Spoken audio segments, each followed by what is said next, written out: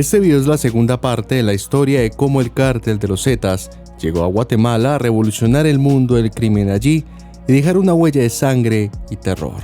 Recuerda ver la primera parte de este video que está en mi canal para que no te pierdas ningún detalle. Sean todos bienvenidos a Narraciones Criollas.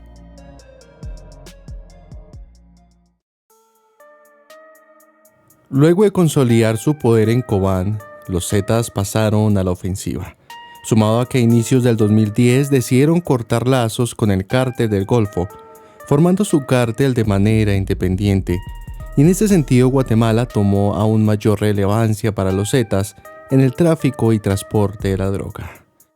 A inicios del año ya mencionado, los Zetas enviaron un nuevo comandante al área, a quien se le conocía como el Z-200, el cual era sobrino de un alto mando de los Zetas. El problema con este sujeto es que su estilo abrasivo se ganó la antipatía, incluso de sus colegas zetas y aliados locales.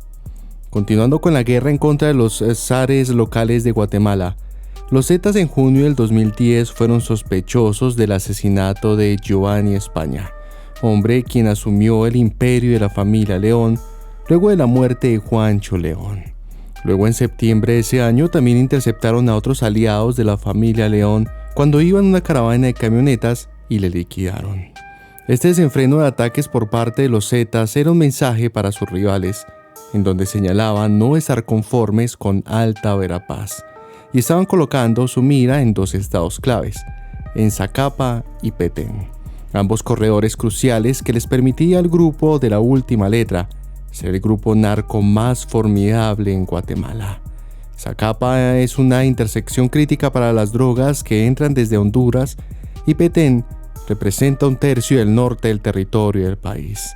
Esta es una jungla con fronteras descuidadas con Belice y México, con carreteras y pistas clandestinas de aterrizaje que hacen que la región sea un lugar ideal para mover el producto ilegal.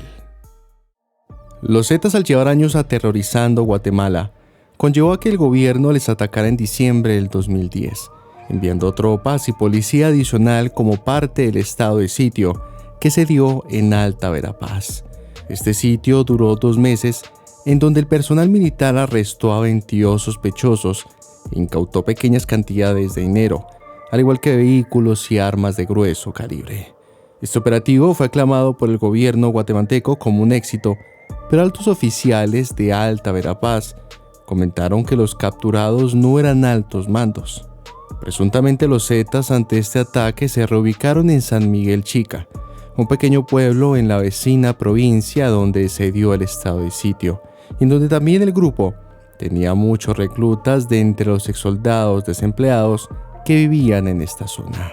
Por su parte, el capo guatemalteco Horst Overdick logró evacuar el área donde estaba, pero no se escondió, ya que en ese entonces no se encontraba acusado de ningún crimen en Guatemala y aparecían eventos con servidores públicos de alto rango.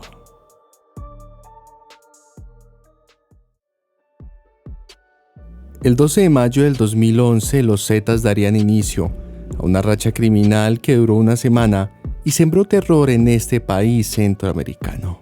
Sus primeras 3 víctimas fueron familiares de Raúl Otto Salguero, quien era un prominente terrateniente de la zona.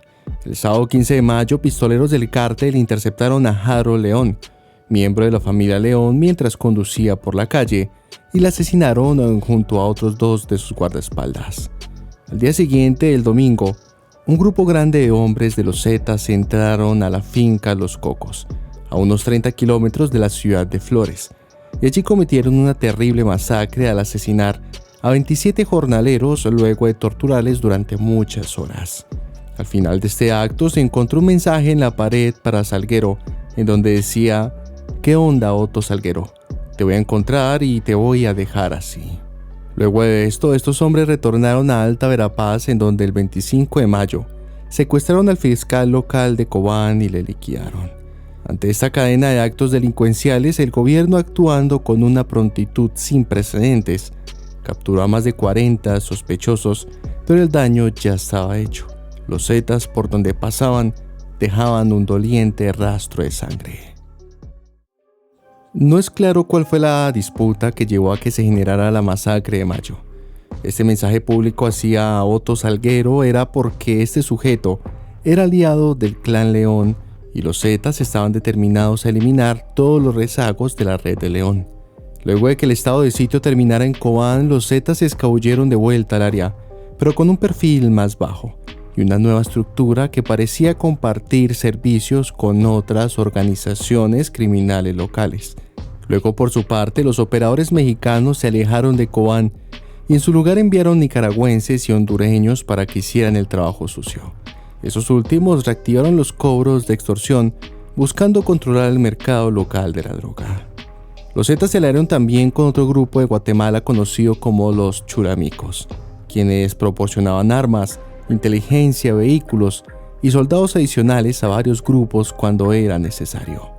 Entre ellos compartían una red de sicarios cuyo centro permanecía bajo el mandato del Z-200, aunque esto no significaba que otras facciones de esta red no tuvieran sus propias fuerzas de seguridad.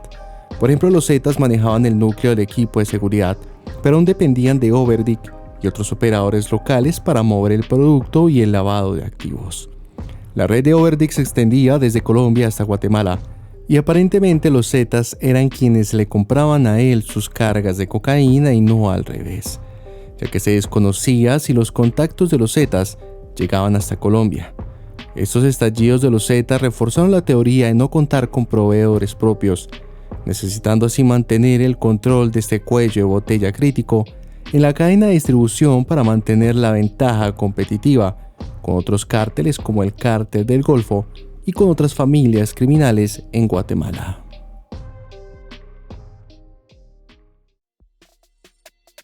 En Guatemala, además de los Zetas, otros cárteles mexicanos tenían alianzas con grupos locales para mover el producto al norte de San Marcos en el corredor de Huehuetenango, tales como el Cártel de Sinaloa. Los Zetas hicieron varios intentos de atacar e invadir el territorio de los sinaloenses en otras provincias del país, pero fallaban los ataques.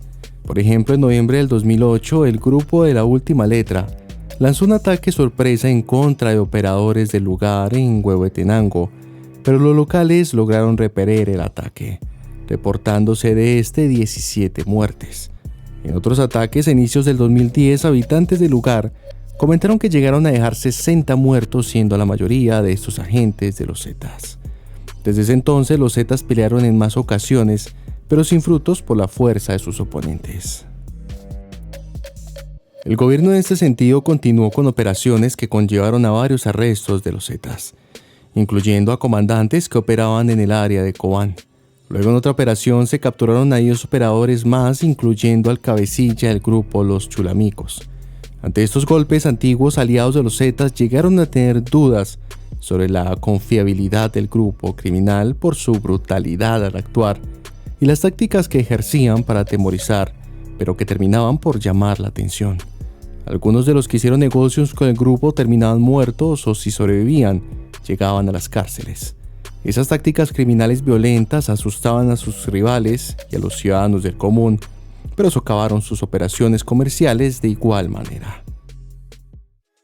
Aunque los Zetas eran debilitados por la ofensiva gubernamental, continuaban siendo la estructura militar más formidable de la región, pero se comenta que criminales locales buscaban la manera de responder en su contra, hasta llegar a usar las mismas tácticas que usaba el grupo Z. Algunos incluso trabajaron de la mano con militares en un intento de purgar a la región de los invasores. Sin embargo, el modelo de los Zetas y su estructura era algo que Guatemala nunca había experimentado hasta su llegada, en donde su gran equipo de seguridad y alianzas libres no dependían de lazos de sangre y abrían un gran mundo criminal a varios pequeños grupos en surgimiento. Esto era común en México, en donde facciones de grandes grupos criminales peleaban entre ellos, pero esto no se veía en Guatemala. A pesar de que los Zetas fueran eliminados de ese país, es posible que otros grupos tomaran su lugar tomando lo que aprendieron de ellos, intentando replicar el modelo Z al crear una estructura criminal enorme y así monopolizar los pisos y hacer una parte del mercado de distribución internacional de las drogas. A pesar de que esta estabilidad dependa de que se requiera algo más de la purga de los Zetas, es de notar que este grupo llegó a este país a sembrar terror y muerte de la misma manera que lo hicieron en México, su país de origen. Hasta aquí la historia de los Zetas en Guatemala. Espero que te hayan gustado estos 2 videos. Recuerda darme tu like y tu comentario. Esto fue Narraciones Criollas.